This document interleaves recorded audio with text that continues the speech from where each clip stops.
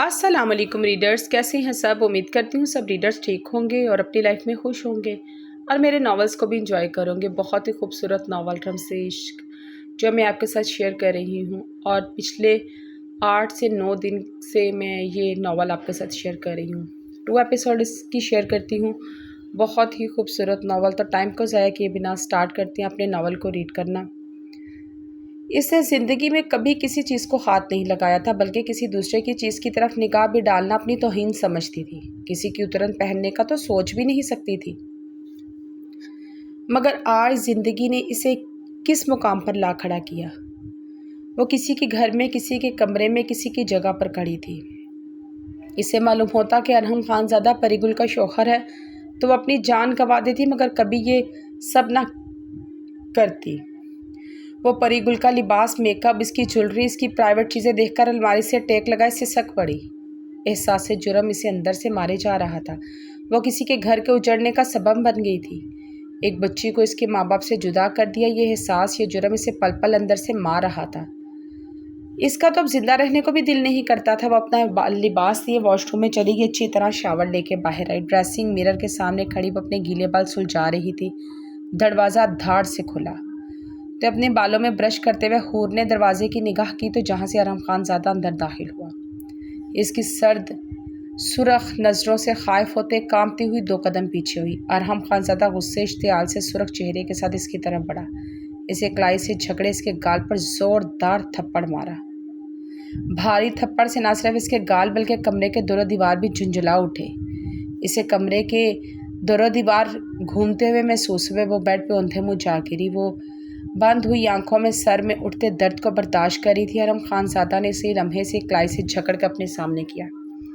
اس حویلی سے بھاگنا چاہتی تھی تم؟ درخشاں سے تم یہاں سے بھاگنے کے لیے مدد مانگ رہی تھی؟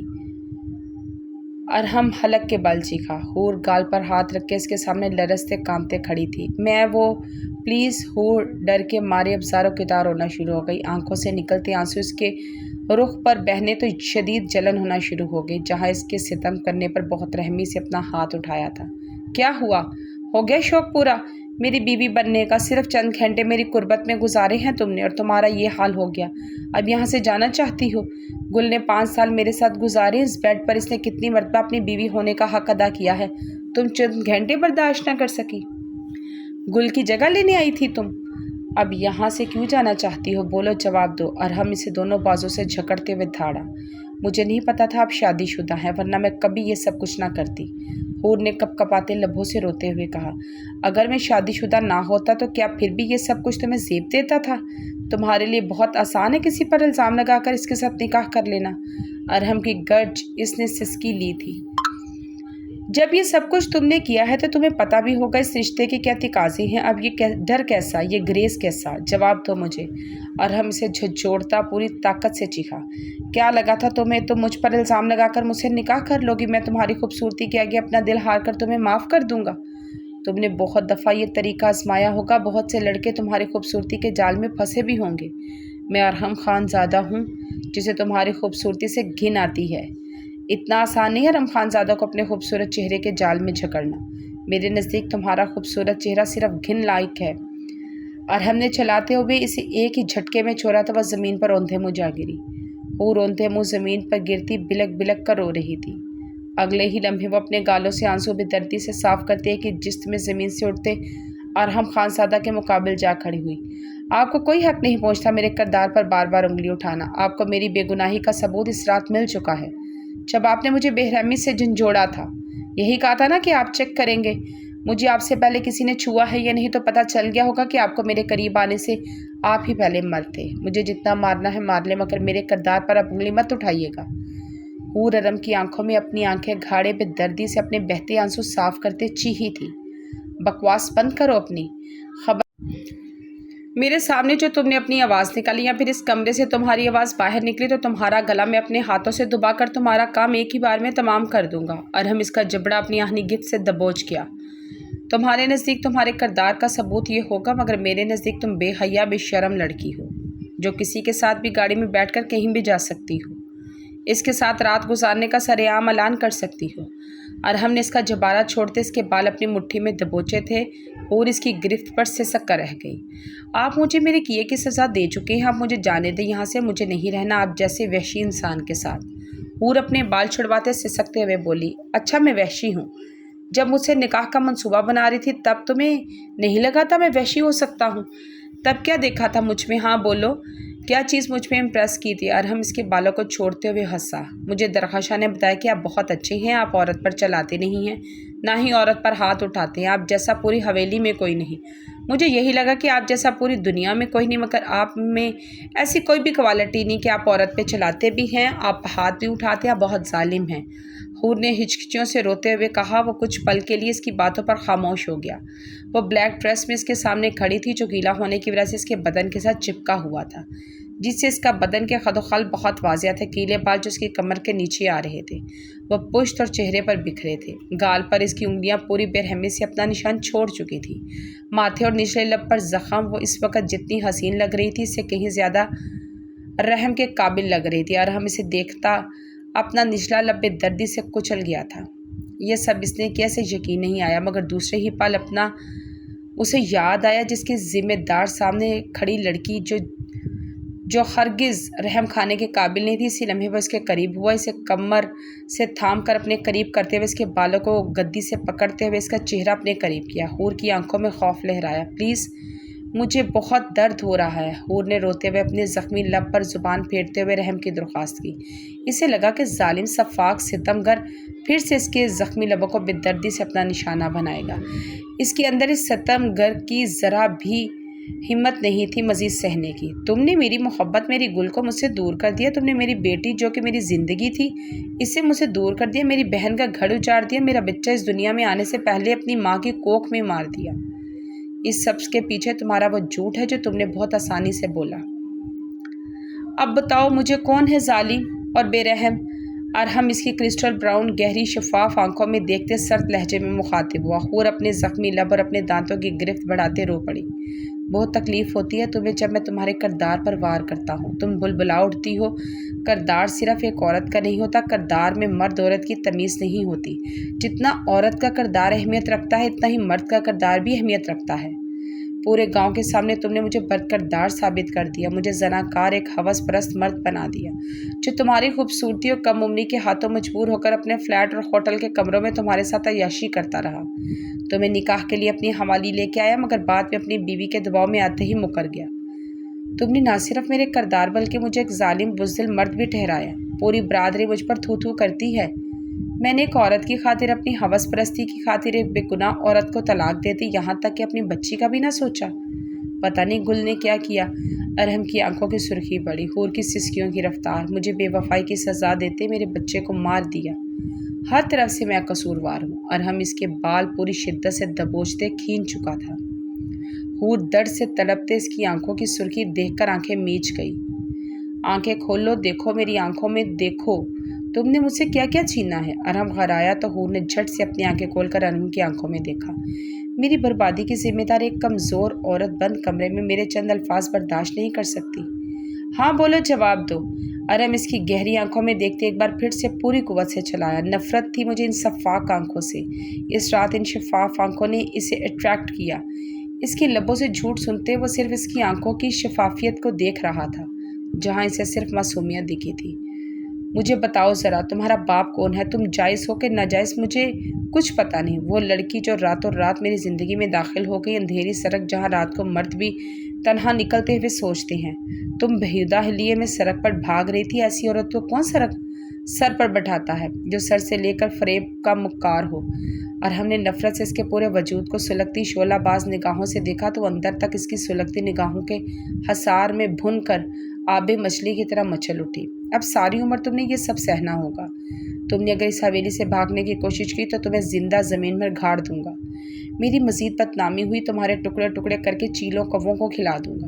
اور ہم نے غراتے ہوئے اس کے بالوں میں اپنی گرفت مزید مضبوط کی تو حور اپنے بال چھڑواتے درد سے کرا اٹھی۔ تم نے میرے وحشی پن کو بھی دیکھا ہی کہاں ہے؟ چند گھنٹوں کی قربت میں سمجھو تم نے کچھ نہیں سہا۔ میں جتنا ظالم ہوں تمہیں آہستہ آہستہ پتہ چل جائے گا۔ کہا تھا نا تم نے، ایک خان کی بیوی بننا آسان نہیں ہوتا۔ گل کی جگہ آئی ہو تو اب اس کے فرائض بھی انجام دو۔ آئندہ اس کمرے سے باہر اس کمرے کی کوئی بات باہر نہیں نکلے گی۔ میری ماں بہنوں کے سامنے تمہاری زبان کے جوہر کھلے تو تمہارے بدن کے زخم دکھے تو میں بہت بری طرح پیش آؤں گا۔ ارحم کے سرد لہجے میں دیے گئے حکم پر اس کی لہو چھلکاتی آنکھوں کو دیکھ کر جلدی سے اس بات میں سر ہلا گئی۔ کسی بھی ملازم سے آئندہ تم نے بات نہیں کرو گی۔ اب جاؤ ایک بہو کی ڈیوٹی نبھاؤ، سب کے لیے ناشتہ بناؤ۔ ارحم خان نے ایک ہی جھٹکے سے چھوڑا، بری طرح لڑکھڑائی۔ اپنے آپ کو سنبھالتے ہوئے اس نے بے دردی سے اپنے آنسو صاف کرتے اپنا دوپٹہ گلے میں ڈالے دروازے کی طرف۔ رکو۔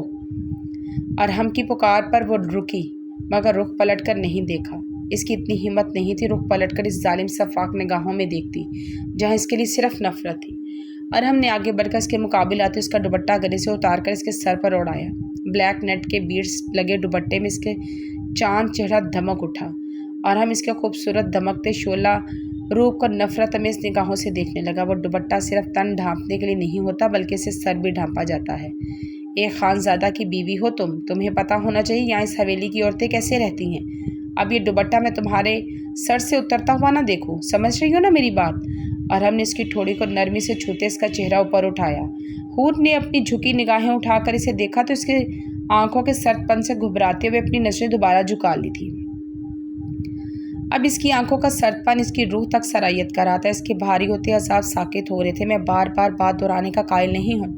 آئندہ صبح 6 بجے تم کچن میں ہوگی، مورے سے پوچھ کر کام کرو گی۔ It's clear?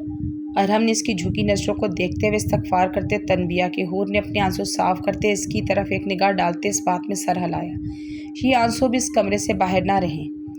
ارحم نے سخت نظروں سے دیکھتے ہوئے دوسری تنبیہ کی۔ حور نے جلدی سے اپنے آنسو کو دونوں ہاتھوں سے صاف کرتے اس بات میں گردن ہلائی۔ ارحم نے باہور اس کے چہرے کا، اس کے گلابی گال پر اس کی انگلیوں کے نشان اب نیلا پڑ رہا تھا، ماتھے پر زخم بھی نمایاں تھا، نچلے لب کے زخم پر بھی خون کی بوندیں چمک رہی تھی۔ حور اس کے نظروں کی تپش سے گھبراتے اچھی طرح دوپٹہ سر پر اوڑھے باہر جانے لگی تو ارحم نے پھر سے روکا۔ اپنے گال پر یہ نشان میک اپ سے چھپاؤ، ہونٹوں پر لپسٹک لگاؤ۔ ارحم نے اسے سرد انداز میں حکم دیا۔ میرے پاس میک اپ نہیں ہے، حور نے اپنا دوپٹہ ٹھیک کرتے ہوئے کہا جو بار بار سر سے پھسل رہا تھا۔ گل کا میک اپ ہوگا، وہ استعمال کر لو۔ ارحم نے کہتے ساتھ ڈریسنگ ٹیبل کی طرف بڑھتے اس کے ڈرا سے مختلف میک اپ کے پروڈکٹس نکال کر ڈریسنگ ٹیبل پر رکھے۔ حور لرزتے قدموں سے ڈریسنگ مرر کے سامنے ایک کانپتے ہاتھوں سے فاؤنڈیشن اٹھا کر چہرے پر لگانے لگی، ساتھ ساتھ وہ اپنا دوپٹہ بھی ٹھیک کر رہی تھی۔ ارحم صوفے پر بیٹھا اس کے ہاتھوں کی لرزش اور بار بار دوپٹہ ٹھیک کرنا دیکھ رہا تھا۔ وہ سمجھ گیا تھا کہ اس کی باتیں اچھی طرح سمجھ چکی ہے۔ اب یہ دوپٹہ کبھی سر سے نہیں اترے گا، نہ ہی بیڈ روم کی باتیں باہر نکلیں گی۔ حور نے کانپتے ہاتھوں سے فاؤنڈیشن لگا کر ہلکا سا بلشر لگایا، پنک کلر کی لپسٹک اچھی طرح ہونٹوں پر لگائی، اچھی طرح دوپٹہ اوڑھتے ارحم کی طرف مڑتے سے بھیگی نگاہوں سے ہچکی لیتے ہوئے دکھا۔ ارحم کی نظر اس کے خوبصورت چہرے پر جم کر رہ گئی۔ ذرا سا میک اپ کرنے سے اس کی خوبصورتی میں 4 چاند لگ گئے۔ جس طرح روتے ہوئے اپنی گہری گلابی ہوتی آنکھیں دیکھ رہی تھی، جہاں ڈیر و شکوے درد کی گہری رمق تک نمایاں ہو رہی تھی۔ ارحم اس کی آنکھوں سے اپنی نظریں چرا گیا جو شکوہ گناہ تھی مگر گہری شفاف بھی تھی، جہاں کسی بھی قسم کی کوئی ریاکاری نہ تھی۔ ماتھے کے زخم پر ڈریسنگ کا ڈراپ بچنے کی وجہ سے بینڈیج لگا ہوا تھا۔ بینڈیج لگاؤ، لگانا تو آتی ہوگی، یقیناً آتی ہوگی، آخر میڈیکل کی اسٹوڈنٹ ہو۔ ارحم بے اختیاری سے صوفے سے اٹھتے ہی اس کے قریب گیا، ڈریسنگ ڈرا سے وہ بینڈیج نکال کر اختیار سے اس کے ماتھے پر زخم پر لگائی۔ اب باہر کوئی بھی پوچھے گا تو تم کہو گی تمہیں چکر آ گیا تھا جس کے باعث تم گر گئی، یہ چوٹ لگی ہے۔ ویسے بھی بار بار چکر کھا کے بے ہوش ہونا تمہیں خوب آتا ہے۔ ویسے تو سب تمہیں جھوٹی اور مکار لڑکی سمجھتے ہیں مگر اس بات کا یقین کر لیں گے۔ ارحم طنزیہ مسکرایا تو حور نے سسکی لیتے ہوئے اپنی آنکھیں بند کر لیں۔ میری جان، یہ سسکیاں، یہ آنسو کچھ رات کے لیے بھی چھوڑ دو۔ کیا سارے آنسو ابھی بحال ہوگی؟ ارحم نے اس کے ماتھے پر زخم پر اپنی انگلی کا دباؤ بڑھایا تو حور نے خوف سے آنکھیں پھیلاتے ہوئے ارحم کو دیکھا۔ گل کی جگہ پہ آئی ہو نا تو گل کی طرح تم بھی بیوی ہونے کا حق ادا کرو۔ اب جب تک میں یہاں پر موجود ہوں میری ضرورت کا کیا خیال کون رکھے گا؟ ارحم نے اسے کمر سے تھام کر اپنے قریب کرتے اس کے خوف سے پڑھتے ہوئے سفید رنگ پر پھونک ماری۔ اگر آج رات تم نے بے ہوش ہونے کا ڈرامہ کیا تو تمہارے ساکت وجود سے تمہاری سانسیں کھینچ لوں گا، ذرا رحم نہیں کھاؤں گا۔ ارحم اس کے کان کے قریب جھکتے ہوئے پھنکارا۔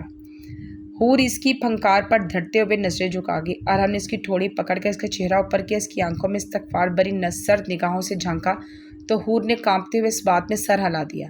گڈ، اب جاؤ، مجھے شکایت کا موقع نہ ملے۔ ارحم نے سرد انداز میں کہتے اسے چھوڑا تو حور اپنا دوپٹہ ٹھیک کرتے جلدی سے روم سے باہر چلی گئی۔ بہار ہوٹل کے روم کی ونڈو سے گرتی ہوئی برف باری کو دیکھ رہی تھی۔ شہرام کمرے میں داخل ہوا۔ بہار غصے سے شہرام کی طرف بڑھی۔ میں نے باہر ہوٹل کے لاؤنج میں تمہیں کچھ نہیں کہا کیونکہ میں نہیں چاہتی تھی کہ کوئی باہر تماشا لگے۔ تم نے ایک ہی کمرہ کیوں بک کروایا جبکہ ہوٹل میں اور بھی روم خالی تھے؟ یہ سب تم نے جان بوجھ کر کیا ہے نا؟ تم ہوٹل کے بند کمرے پر اپنی عیاشی پوری کرنے کے لیے مجھے یہاں لائے ہو۔ بہار شہرام کے مقابلے میں کھڑی بولی۔ بہار کی بات اس کے چلانے پر شہرام کے سفید رنگ کا سرخیاں کھلی تھی مگر اپنا غصہ ضبط کر گیا۔ تم اچھی طرح جانتی ہو باہر برف باری ہو رہی ہے جس کی وجہ سے سڑکیں جام ہو چکی ہیں، رات بہت ہو گئی، اس لیے مجبوراً ہمیں یہاں رکنا پڑا۔ اس میں عیاشی کی بات کہاں سے آ گئی؟ شہرام نے نرمی سے جواب دیتے اپنی لیدر کی جیکٹ اتار کر صوفے پہ اچھالی۔ تم اچھی طرح جانتے تھے کہ آج برف باری ہو رہی ہے تو مجھے پھر کیوں لینے آئے؟ بولو۔ بہار نے اونچے بولتا ہوا اپنا لب و لہجہ برقرار رکھا۔ اس کے چلا کر بولنے سے شہرام کے ماتھے کے بل گہرے ہو گئے مگر وہ ہمیشہ کی طرح خود پر قابو پاتے ہوئے تھا۔ اس نرمی کا بہار ہمیشہ فائدہ اٹھاتی تھی۔ جب تمہیں اچھی طرح پتا تھا کہ موسم کبھی بھی خراب ہو سکتا ہے تو آج رحیم کاکا کے ساتھ کیوں آئی؟ تمہارا ہاؤس جب مکمل ہو چکا ہے اب تمہارا شہر میں کیا کام؟ شہرام نے بہارے کو سنجیدہ نظروں سے دیکھتے جواباً سوال کیا۔ میرا ہاؤس شوٹ کمپلیٹ ہو چکا ہے۔ ڈاکٹر کی ڈگری میں نے گھر بیٹھنے کے لیے نہیں حاصل کی، اتنی پڑھائی اتنی محنت اس لیے نہیں کی کہ میں اس حویلی میں بیٹھ جاؤں اور اپنی رخصتی کی تیاریوں میں بڑھ چڑھ کر حصہ لوں۔ میں ہسپتال میں جاب کے سلسلے میں آئی تھی۔ بہارے نے شہرام کی آنکھوں میں دیکھتے ہوئے جواب دیا۔ تم نے اتنی محنت اتنی پڑھائی اس لیے کی تھی کہ تم خود سر ہو جاؤ، اپنے آگے کسی کو کچھ بھی سمجھو نہ۔ تم نے داجی سے پھر مجھ سے اجازت لی یہاں شہر کے ہسپتال میں جاب کرنے کے لیے؟ تم بنا بتائے منہ اٹھائے کسی کو بھی بتائے یہاں آ سکتی ہو؟ شہرام نے غصے سے بولتے ہوئے بہارے کو سخت نظروں سے گھورا۔ میں کوئی عام عورت نہیں ہوں، ڈاکٹر بہارے خانزادہ ہوں، مجھے کسی کی بھی اجازت کی ضرورت نہیں، تمہاری تو بالکل بھی نہیں۔ بہارے شہرام کی آنکھوں میں آنکھیں گھاڑے تنزیہ بولی۔